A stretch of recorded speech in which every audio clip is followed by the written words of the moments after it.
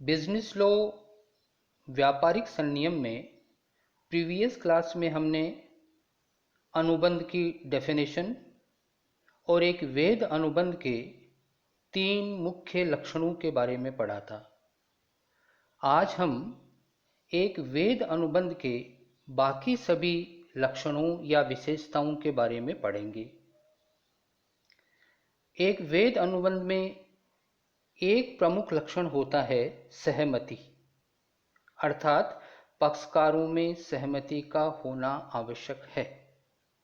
सहमति से संबंधित अर्थात कंसेंट से संबंधित जो धारा है वह है 13 या 13। एक वैध अनुबंध के निर्माण के लिए संबंधित पक्षकारों में कंसेंट का होना जरूरी होता है। भारतीय अनुबंध अधिनियम 1872 की धारा 13 के अनुसार जब 2 या 2 से अधिक व्यक्ति एक ही बात पर एक ही भाव से सहमत हो तो उसे सहमति कहा जाता है। यदि हम इस परिभाषा का अध्ययन एवं विश्लेषण करें तो यह स्पष्ट होता है कि ठहराव करने वाले पक्षकारों में ठहराव की प्रत्येक बात के लिए, ठहराव के प्रत्येक सब्जेक्ट मैटर के लिए समान भाव या अर्थ से सहमत होना चाहिए। जैसे उदाहरण के तौर पर ए के पास 2 कार्स है, एक कार पुरानी है, एक कार नहीं है। ए बी को प्रस्ताव करता है कि वह अपनी एक कार बेचना चाहता है, क्या खरीदोगे? यहां ए का भाव अपनी पुरानी कार बेचने का था। बी ने ए के प्रस्ताव को स्वीकार कर लिया, अर्थात बी ने ए के प्रस्ताव की सहमति दे दी कि हां, मैं आपकी कार खरीदने के लिए तैयार हूं। और यहां बी का भाव ए की नई वाली कार खरीदने का था। तो उपरोक्त उदाहरण में पक्षकारों में सहमति नहीं है क्योंकि यहाँ कार से संबंधित ए और बी दोनों के भाव अलग अलग है। नेक्स्ट विशेषता या तत्व हम लेते हैं स्वतंत्र सहमति। एक वैध अनुबंध के लिए केवल सहमति का होना ही पर्याप्त नहीं है, बल्कि यह सहमति फ्री होनी चाहिए, अर्थात स्वतंत्र होनी चाहिए। सहमति से संबंधित जो धारा है वह है 14। तो धारा 14 के अनुसार सहमति तभी स्वतंत्र कही जाएगी जबकि वह निम्नलिखित 5 तत्वों में से किसी भी तत्व का प्रयोग करके प्राप्त नहीं की गई है।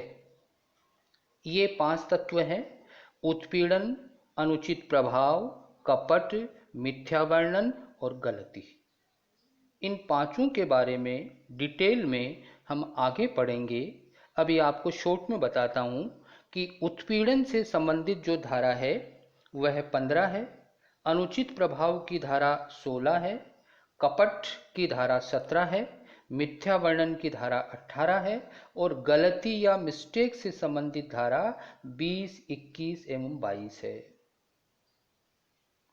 तो स्वतंत्र सहमति तभी कह जाएगी जब सहमति प्राप्त करने में ना तो उत्पीड़न का प्रयोग किया गया है, ना अनुचित प्रभाव का प्रयोग किया गया है, ना ही कपट का प्रयोग हुआ है और ना ही मिथ्या वर्णन एवं गलती के द्वारा सहमति प्राप्त की गई है।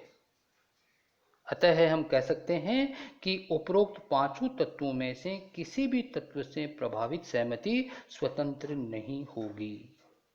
नेक्स्ट विशेषता हम लेते हैं वैधानिक प्रतिफल या न्यायोचित प्रतिफल।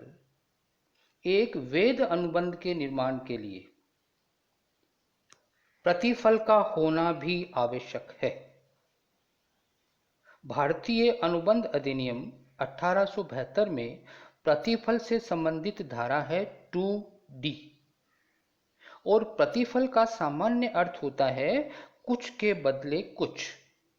अतः किसी भी ठहराव से संबंधित पक्षकारों के लिए यह जरूरी होता है कि वे कुछ प्राप्त करें और कुछ प्रदान करें। अनुबंध अधिनियम की धारा 2D के अनुसार जब वचनदाता की इच्छा पर वचन ग्रहीता अथवा किसी अन्य व्यक्ति ने कुछ कार्य किया है या करने से विरत रहा है, कुछ कार्य किया है या करने से विरत मीन्स एब्सटेन फ्रॉम डूइंग, यानी कि नहीं किया है, या कुछ कार्य करता है या उसको करने से विरत रहता है यानी नहीं करता है। और तीसरी बात है कुछ कार्य करने या करने से विरत रहने का वचन देता है, तो ऐसा कार्य या विरति या वचन उस वचन का प्रतिफल कहलाता है। निम्नलिखित दशाओं को छोड़कर अन्य सभी दशाओं में प्रतिफल वैध माना जाता है यदि वह राजनियम द्वारा वर्जित हो अथवा वह प्रतिफल इस नेचर का हो, इस प्रकृति का हो कि यदि उस प्रतिफल की अनुमति दे दी जाए तो वह राजनियम की व्यवस्थाओं को ही निष्फल कर देगा, अथवा वह प्रतिफल कपटमय हो, अथवा उससे किसी दूसरे व्यक्ति की शरीर या उसकी प्रॉपर्टी को कोई क्षति पहुंचती हो, या न्यायालय की दृष्टि में वह अनैतिक और लोक नीति के विरुद्ध हो। इसमें एक बात महत्वपूर्ण है कि सामान्यतः प्रत्येक अनुबंध के लिए प्रतिफल का होना आवश्यक होता है, अनिवार्य होता है, लेकिन भारतीय अनुबंध अधिनियम की धारा 25-25 में इसके कुछ एक्सेप्शंस भी है, कुछ अपवाद भी है, जिनमें बिना प्रतिफल के भी अनुबंध वैध होता है। जैसे जब कोई अनुबंध प्राकृतिक प्रेम एवं स्नेह से प्रेरित हो, जब कोई अनुबंध नेचुरल लव एंड अफेक्शन से प्रेरित हो, तथा यह अनुबंध क्लोज रिलेटिव्स के बीच में किया गया हो। डिटेल में हम इनको आगे पढ़ेंगे। यहाँ क्लोज रिलेटिव्स में 3 तरह के संबंधों को शामिल करते हैं। एक तो जो आपका ब्लड रिलेशन होता है, दूसरा मैरिज रिलेशन होता है और तीसरा अडॉप्शन रिलेशन होता है। तो इन पॉइंट्स को डिटेल में हम आगे टॉपिक्स में पढ़ेंगे। अभी आप इतना ही ध्यान रखिए कि जब कोई अनुबंध प्राकृतिक प्रेम एवं स्नेह से प्रेरित हो तथा यह निकट संबंधियों के मध्य हुआ है, तो इस अनुबंध में बिना प्रतिफल के भी यह अनुबंध वैध होगा। दूसरा इसका उदाहरण है जब अनुबंध स्वेच्छा से किए गए कार्य की क्षतिपूर्ति के लिए किया गया हो। तीसरा उदाहरण है जब अनुबंध अवधि या समय वर्जित ऋण, जिनको हम टाइम बार डेट्स कहते हैं, उनके भुगतान के लिए किया गया हो, या निःशुल्क निक्षेप अनुबंध की दशा में, या एजेंसी के अनुबंध की दशा में, और दान के अनुबंध की दशा में। यदि दान मिलने की आशा में दान प्राप्त करने वाले पक्षकार ने कोई दायित्व ग्रहण कर लिया है, तो ऐसे दान के अनुबंध में बिना प्रतिफल के भी ये अनुबंध वैध होते हैं। नेक्स्ट हम विशेषता लेते हैं पक्षकारों में अनुबंध करने की क्षमता, contractual capacity of the parties. भारतीय अनुबंध अधिनियम 1872 की धारा 11 यह स्पष्ट करती है कि प्रत्येक वह व्यक्ति अनुबंध कर सकता है जो वयस्क आयु का है और जिसका मस्तिष्क स्वस्थ है और जिसे किसी राजनियम ने अनुबंध करने के अयोग्य घोषित नहीं कर दिया गया है। यदि इस धारा 11 अर्थात 11 की जो परिभाषा है उसका विश्लेषण करें तो स्पष्ट होता है कि अनुबंध करने वाला व्यक्ति या पक्षकार वयस्क होना चाहिए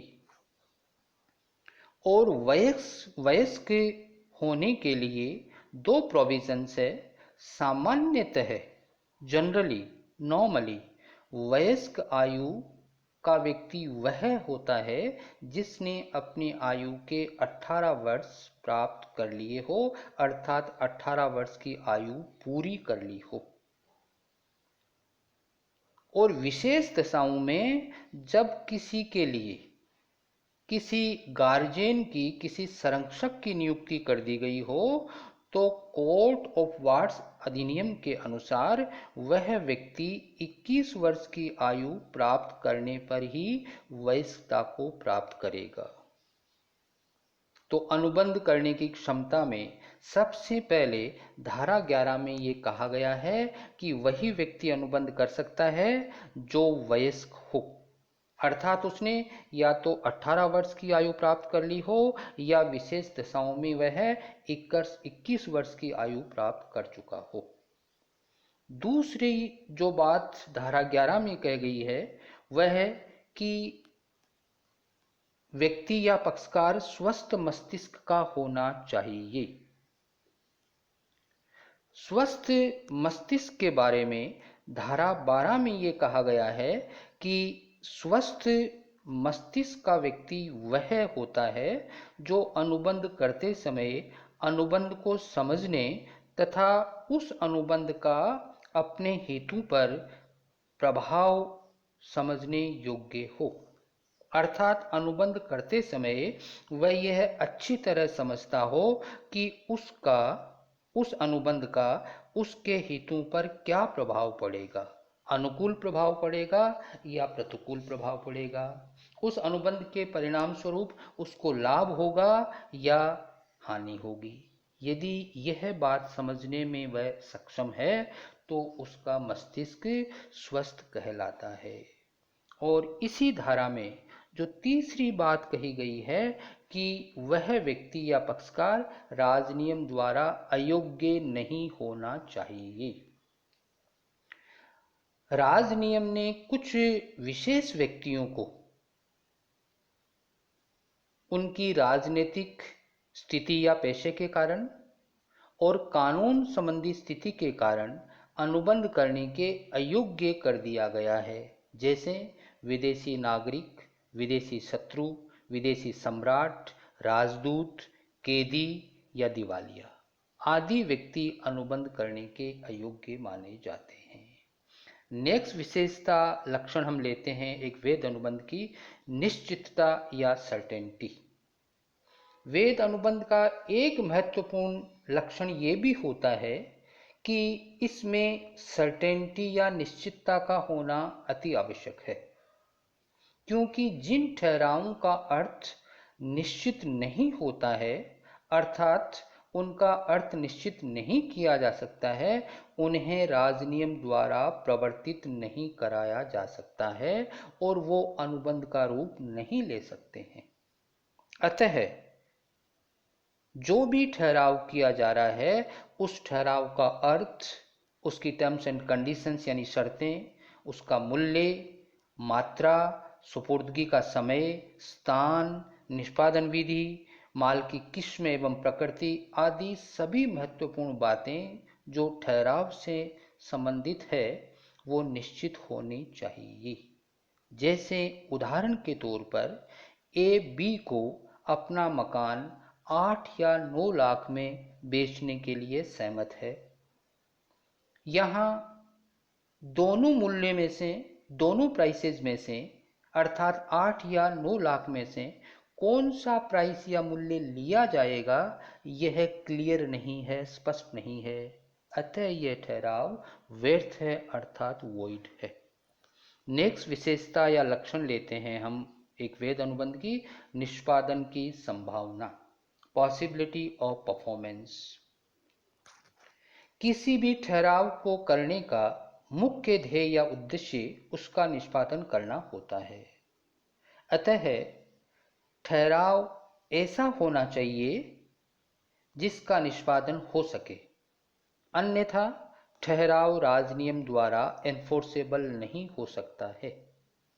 कुछ ठहराव प्रारंभ से ही निष्पादन के अयोग्य हो जाते हैं, अर्थात कुछ ठहराव प्रारंभ से ही निष्पादन के अयोग्य होते हैं, तो कुछ ठहराव ऐसे भी होते हैं जो अनुबंध करते समय तो योग्य होते हैं, निष्पादन योग्य होते हैं, लेकिन अनुबंध करने के पश्चात वो असंभव हो जाते हैं, अर्थात उनका निष्पादन करना संबंधित पक्षकार के लिए असंभव हो जाता है। जैसे यदि जिस विषय वस्तु को लेकर अनुबंध किया गया है वही नष्ट हो जाती है, तो ऐसी स्थिति में अनुबंध का निष्पादन संभव नहीं है। इसी प्रकार राजनियम के लागू होने के कारण, युद्ध छिड़ जाने के कारण, विदेशी शत्रु हो जाने के कारण असंभव हो जाते हैं। नेक्स्ट विशेषता हम लेते हैं, ठहराव स्पष्ट रूप से व्यर्थ घोषित ठहरावों में से नहीं होना चाहिए। भारतीय अनुबंध अधिनियम द्वारा कुछ ठहरावों को स्पष्ट रूप से व्यर्थ घोषित कर रखा है, तो वह ठहराव अधिनियम द्वारा घोषित उन व्यर्थ ठहरावों में से नहीं होना चाहिए। जैसे अनुबंध करने की क्षमता न रखने वाले पक्षकारों द्वारा किया गया ठहराव स्पष्ट रूप से व्यर्थ है। तथ्य संबंधी गलती पर आधारित ठहराव, विदेशी राजनियम संबंधी गलती वाले ठहराव, अवैधानिक उद्देश्य एवं प्रतिफल वाले ठहराव, आंशिक रूप से अवैधानिक उद्देश्य अथवा प्रतिफल वाले ठहराव, कुछ अपवादों को छोड़कर प्रतिफल रहित ठहराव, विवाह में रुकावट डालने वाले ठहराव, व्यापार में रुकावट डालने वाले ठहराव, वैधानिक कार्यवाही में रुकावट डालने वाले ठहराव, अनिश्चित अर्थ वाले ठहराव, बाजी के ठहराव, असंभव भावी घटना पर आधारित ठहराव और असंभव कार्य को करने के ठहराव, इन सभी ठहरावों को अधिनियम में, राजनियम में स्पष्ट रूप से व्यर्थ घोषित कर रखा है। इसलिए ऐसे ठहराव कभी भी अनुबंध नहीं हो सकते। नेक्स्ट विशेषता हम लेते हैं, यदि आवश्यक हो तो ठहराव लिखित, प्रमाणित एवं रजिस्टर्ड भी होना चाहिए। यदि किसी विशेष राजनियम द्वारा निर्धारित वैधानिक औपचारिकताओं का, अर्थात कुछ लीगल कॉम्प्रेंसेस का पालन करना आवश्यक हो, तो अनुबंध की वे सभी वैधानिक औपचारिकताएं, अर्थात अनुबंध लिखित, साक्षी द्वारा प्रमाणित एवं पंजीकृत होना चाहिए। अन्य शब्दों में, यदि किसी विशेष राजनियम द्वारा निर्धारित औपचारिकताओं का पालन करना आवश्यक हो, तो अनुबंध की वे सभी औपचारिकताएं, यथा यदि अनुबंध का लिखित होना जरूरी है तो वो लिखित होना चाहिए, साक्षी द्वारा प्रमाणित होना आवश्यक है तो वह साक्षी द्वारा प्रमाणित भी होना चाहिए, एवं उसका रजिस्टर्ड होना आवश्यक है तो वह अनुबंध रजिस्टर्ड या पंजीकृत भी होना चाहिए, अन्यथा वह ठहराव राजनियम द्वारा प्रवर्तनीय नहीं होगा। जैसे उदाहरण के तौर पर निम्नलिखित कुछ ऐसे अनुबंध है जिनकी वैधानिकता के लिए उनका लिखित में होना आवश्यक है। जैसे टाइम बार डेट्स, समय वर्जित ऋण के भुगतान का एग्रीमेंट या समझौता, बीमा के अनुबंध, पंच निर्णय का समझौता या ठहराव, 3 वर्ष से अधिक अवधि के लिए किए गए लीज यानी पट्टे के ठहराव, विनिमय साध्य विलेख जैसे विनिमय पत्र, चेक, प्रतिज्ञा पत्र आदि सभी लिखित में होने आवश्यक है। और कुछ ऐसे अनुबंध भी हैं जो लिखित होने के साथ ही साथ रजिस्टर्ड भी होने चाहिए। जैसे उदाहरण के तौर पर बिना प्रतिफल के अनुबंध या ठहराव जो निकट संबंधियों के मध्य स्वाभाविक प्रेम एवं स्नेह के कारण किए गए हैं। और पंजीयन अधिनियम 1908 के अंतर्गत ऐसे प्रलेख जिनका पंजीयन अधिनियम 1908 की धारा 17 के अंतर्गत आवश्यक है, जैसे किसी बच्चे को गोद लेने संबंधी प्रपत्र, अचल संपत्ति फिक्स प्रॉपर्टी भेंट करने संबंधी प्रलेख आदि रजिस्टर्ड भी होने चाहिए। थैंक यू, धन्यवाद। आपका यह टॉपिक अनुबंध किसे कहते हैं अर्थात अनुबंध की परिभाषा दीजिए और एक वैध अनुबंध की मुख्य विशेषताओं या लक्षणों का वर्णन कीजिए, आज समाप्त होता है। नेक्स्ट क्लास में हम अगला टॉपिक लेंगे। अगेन थैंक यू, धन्यवाद।